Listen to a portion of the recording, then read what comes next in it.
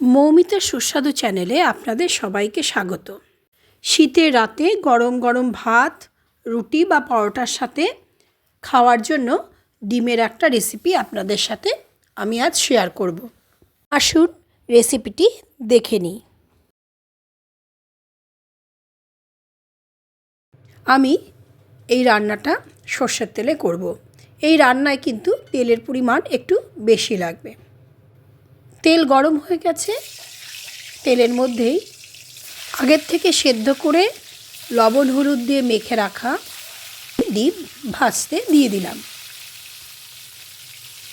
ডিমগুলো একটু চাকু দিয়ে চিড়ে দিয়েছি যাতে ঝোলের মধ্যে দেওয়ার পর ডিমের ভেতরে এই ঝোলের স্বাদটা ঢুকে যায়।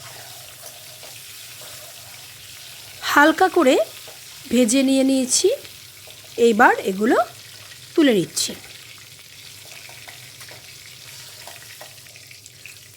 ডিমগুলো ভাজা হয়ে গেছে। এইবার ওই তেলের মধ্যে আরেকটু তেল মিশিয়ে দিচ্ছি। প্রথমেই বলেছিলাম এই রান্নায় একটু তেলের প্রয়োজন হয়। এবার তাতে দিয়ে দিলাম 2 শুকনো লঙ্কা, আর ফোড়নে দেব এলাচ, দারচিনি, লবঙ্গ, জিরে আর কয়েকটা গোটা গোলমরিচ।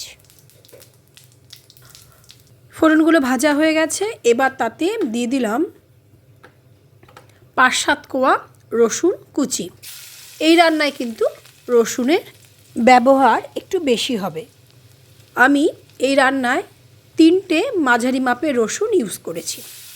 এইবার দিয়ে দিচ্ছি কুচিয়ে রাখা 3টে মিডিয়াম সাইজের পেঁয়াজ। পেঁয়াজগুলো দিয়ে সমস্ত কিছু ভালো করে ভেজে নেব। ততক্ষণ ভাজতে হবে যতক্ষণ না পেঁয়াজটা গোল্ডেন ব্রাউন কালারের হয়।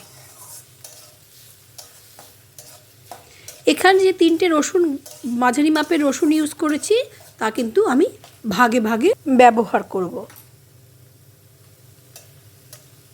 পেঁয়াজগুলো ভাজা হয়ে গেছে। এবার তাতে দিয়ে দিলাম 2 বড় টমেটো, আদা, 5-7 কোয়া রসুন, কাঁচা লঙ্কার পেস্ট।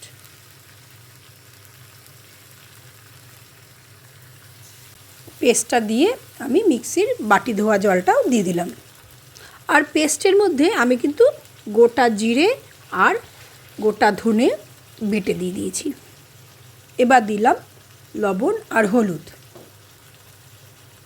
এইবার দিলাম 3টে রসুন থেকে বাকি 2 রসুন গোটা অবস্থায়।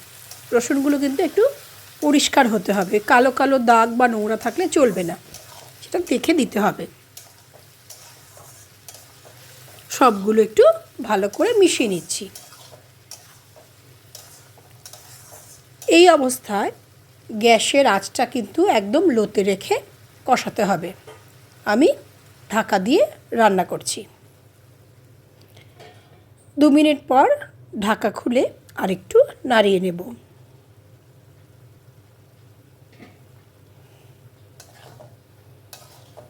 একটু নাড়িয়ে নিলাম। এবার আবার ঢাকা দিয়ে দেব।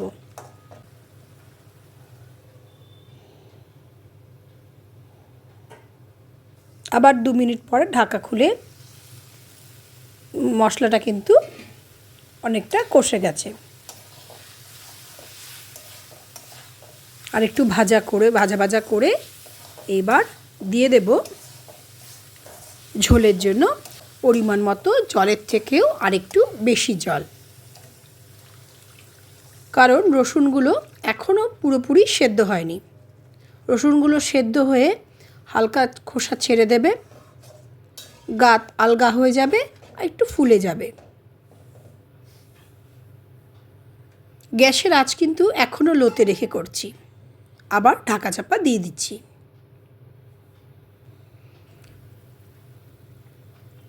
3 মিনিট পরে ঢাকনা খুলে দিলাম। ঝোলটা ফুটতে শুরু করে দিয়েছে।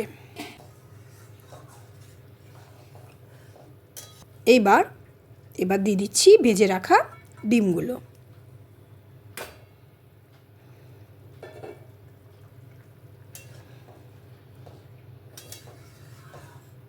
ডিমগুলো দিয়ে আর একটু নাড়িয়ে নিচ্ছি। ঝোলটা কিন্তু আস্তে আস্তে ফুটে ডিমের ঝোলটা রান্না হবে। পুরো রান্নাটাই কিন্তু গ্যাসের আঁচ একদম লোতে রেখে করছি। ঝোল শুকিয়ে গেছে, রসুনগুলো সেদ্ধ হয়ে গেছে। এবার গ্যাস বন্ধ করে দিলাম। তৈরি হয়ে গেল ডিমের ঝোল। একটা সার্ভিং বোলে ঢেলে দিচ্ছি।